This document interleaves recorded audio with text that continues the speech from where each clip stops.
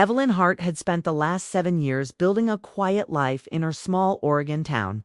She woke up every morning to the same stillness, the same soft hum of her old refrigerator, the same empty chair across from her at the kitchen table. Some people would have called her routine peaceful, but she knew better. It wasn't peace. It was survival. She had learned to move through each day without expecting company, without expecting laughter or a conversation or even a knock on the door. She had become a quiet shadow of the person she once was, someone who used to laugh too loudly, talk too much, and fill whole rooms with energy. But life had a way of draining color from people when enough time passed without warmth. That October evening felt no different when it began. The sky was a dull gray, and the wind carried the scent of rain. Evelyn sat at her drawing table with a mug of tea that had already gone cold. She looked at the half-finished sketch in front of her Han illustration of a girl sitting alone in a field. She had drawn that same girl for years, in different settings, in different poses, but always alone. Maybe she didn't know how to draw companionship anymore. Maybe she didn't remember its shape. The rain started gently, tapping against her window like someone whispering from outside. She liked rain usually, but today it only made the house feel colder. She wrapped a blanket around her shoulders and leaned back in her chair, closing her eyes for a moment. She wasn't tired. She was simply drained from carrying the same heaviness she always carried. And then a knock. She opened her eyes. No one knocked on her door.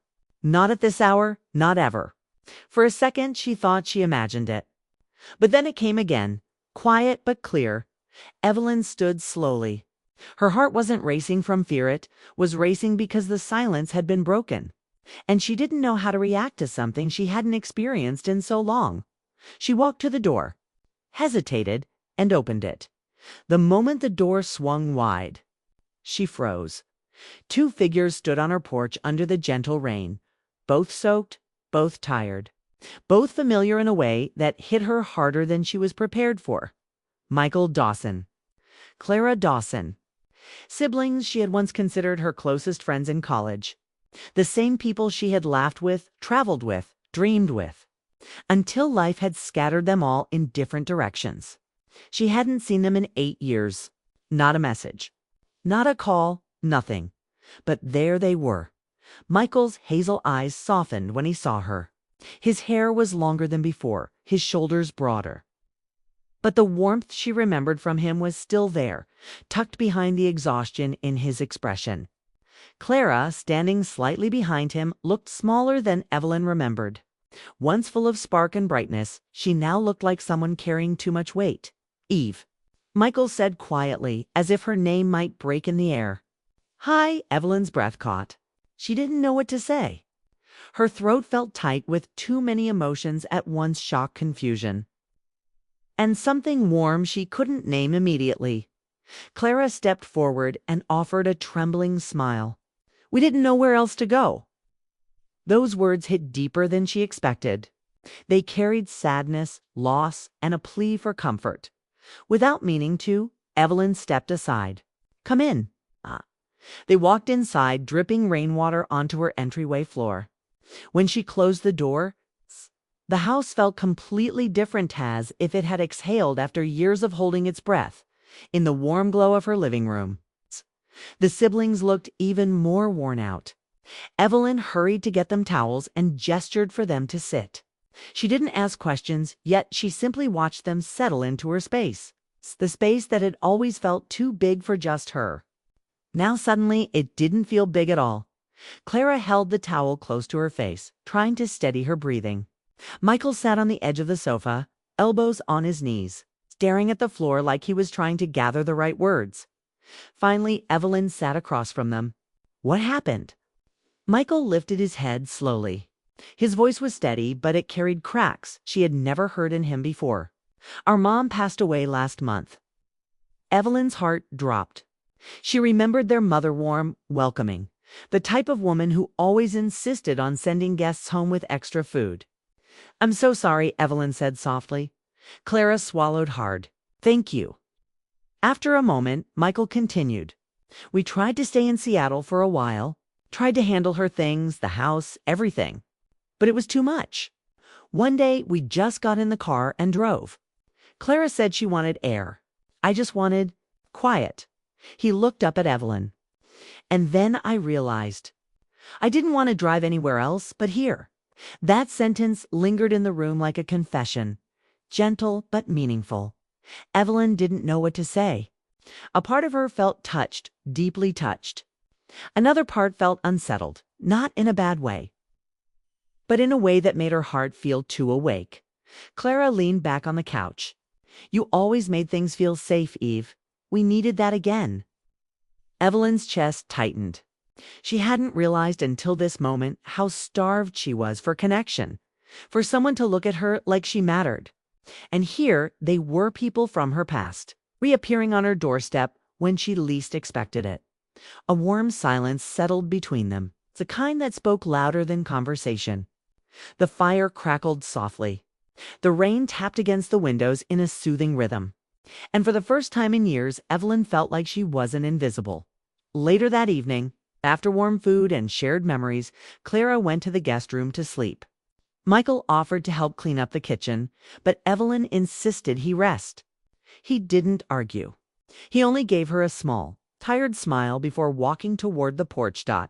She found him there minutes later, leaning against the railing, staring out into the dark street as the rain lightened into a mist. She stepped beside him, pulling her sweater tighter around her ribs. "You just left," she said quietly, not accusingly, just honestly.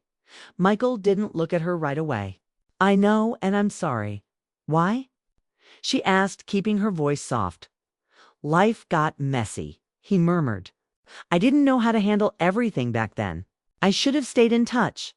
Should have been better." He finally looked at her. "But the truth is, when we were driving today and everything felt too heavy, all I could think about was coming here." He paused. "You were the one person who ever made things feel like they made sense." Evelyn didn't know how to handle the warmth that spread through her chest. Michael had been special to her once, though she had never said it aloud. She had buried those feelings long ago, telling herself they belonged in the past. But now, standing next to him, hearing those quiet, heavy words, something inside her shifted. "I was lonely for a long time, Michael," she admitted. The confession slipped out before she could stop it. Too long. He didn't step closer, didn't do anything dramatic. He simply nodded with gentle understanding. "You let us in tonight." His voice was soft. "Maybe that's the start of something different." Evelyn looked at him. Really looked at him. He wasn't asking for anything. He wasn't pushing her. He was simply there, warm, steady, familiar. And something about that felt like healing. The wind brushed past them, carrying the faint smell of wet pine. The porch light cast a warm glow around them. And Evelyn realized she wasn't scared of the moment. Not anymore. She didn't answer him. She didn't need to. The night carried their silence gently, like a secret it knew how to protect. But deep inside, Evelyn understood one thing clearly. Letting them in had brought back feelings she thought were long gone. Feelings she didn't fully understand yet. Feelings that could pull her into something new. Or something complicated, and as the rain faded into a soft drizzle, Evelyn felt it. The quiet shift of a life that was about to change. A new beginning. Or a gentle storm she didn't yet see. Either way, she wasn't alone anymore. The morning after Michael and Clara arrived felt strangely bright to Evelyn. As if sunlight had finally decided to visit her house after years of ignoring it. She woke earlier than usual, her mind sharper than it had been in a long time. For a moment she lay still, listening. She expected silence, she was used to silence, but instead she heard faint sounds from the kitchen. A spoon clinking gently. Someone murmuring softly. The smell of coffee drifting down the hallway. She sat up slowly, letting herself adjust to the feeling of not being alone. It was strange, but comforting. Like rediscovering an old song she used to love. When she stepped into the kitchen, found Clara at the stove, carefully stirring oatmeal while humming under her breath. Michael sat at the table with a mug in his hands, looking like he hadn't slept much, but somehow looked lighter than the night before. Clara noticed her and smiled warmly. "Good morning," she said softly. "We hope it's okay. We made breakfast." Evelyn nodded, surprised at how natural it felt to have someone in her kitchen again. "It's more than okay." Michael looked up at her, his gaze gentle and steady. "Hope we didn't wake you." "You didn't?" she said. "It's nice. Waking up to something other than silence." The three of them ate together, the conversation easy and light at first, memories from college. Old jokes, the kind of stories that didn't hurt to tell. But every now and then, their smiles faded, replaced by moments where grief hung quietly in the air, especially when the siblings spoke about their mother. Clara tried to stay upbeat, but Evelyn could see the tiredness in her eyes. Michael tried to remain strong, but there was a weight in his voice every time he mentioned home. Evelyn didn't push them. She simply let them talk at their own pace, offering warmth without forcing anything. After breakfast, Clara asked if she could rest a little longer. Her body seemed weary, so Evelyn set up a cozy space for her in the living room. Clara fell asleep almost instantly, curled under a blanket like someone who hadn't truly rested in weeks. Michael stepped outside to get some fresh air, and Evelyn joined him again on the porch. The sunlight filtered through the trees, painting soft shadows on the ground. The air smelled fresh after last night's rain. And for a moment, everything felt strangely peaceful. Michael leaned on the railing, staring at the quiet street. "Seeing Clara like this, it's hard," he admitted. "She tries to be strong for me, but I know she's breaking on the inside." "Losing someone changes everything," Evelyn said gently. "It takes time." He nodded. "I didn't know where to take her. I didn't know where I wanted to go either. But on the way here, something felt right." She looked at him. "Why here, Michael? After all these years?" He let out a slow breath. "Because you were the last person who ever made me feel grounded." He paused, and I wanted to remember what that felt like. His words sank into her, warm and unsettling all at once. Evelyn wasn't used to being someone's safe place. She had been invisible for so long that the idea felt almost unreal. "You don't have to carry everything alone," she said softly. He smiled faintly. "You always say that? You used to say that in college, too." "And you've never listened," she teased lightly. He laughed under his breath, the sound warm and quiet. "Maybe I'll listen now." For a moment, neither of them spoke. The silence wasn't heavy. It felt full, as if something was building between them that neither quite understood yet. Later that afternoon, Clara woke up looking brighter. She insisted she wanted to help with something, anything, so Evelyn suggested going through some of her old art supplies. Clara loved organizing things, and it gave her something to focus on.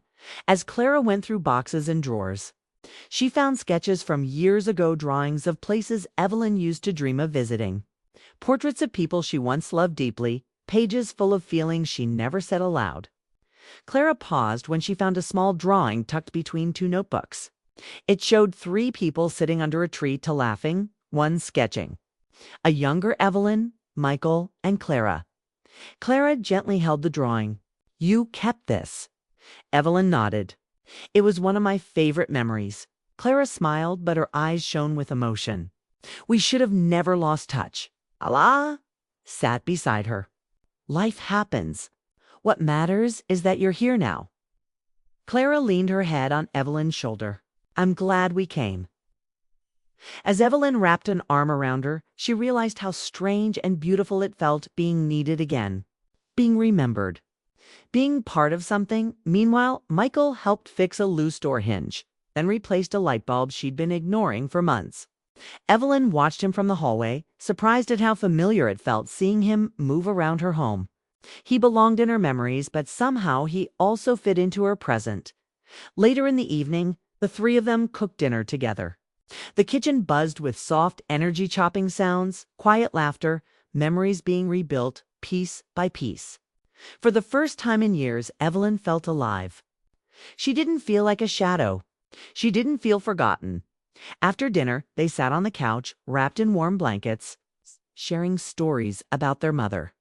Clara talked about how she used to bake pies every weekend. Michael talked about her garden, the one she cared for like a living diary. Evelyn listened carefully, feeling honored to hear these pieces of their lives. At one point, Clara fell asleep again, her head resting gently against Evelyn's arm. Evelyn stroked her hair absent-mindedly, feeling protective over her. Michael watched them with a faint smile. "She's safe here," he whispered. Evelyn nodded. "Both of you are." Michael's eyes softened. "You've always had that calmness, the kind that makes people want to stay." She looked down, embarrassed by the weight of his words.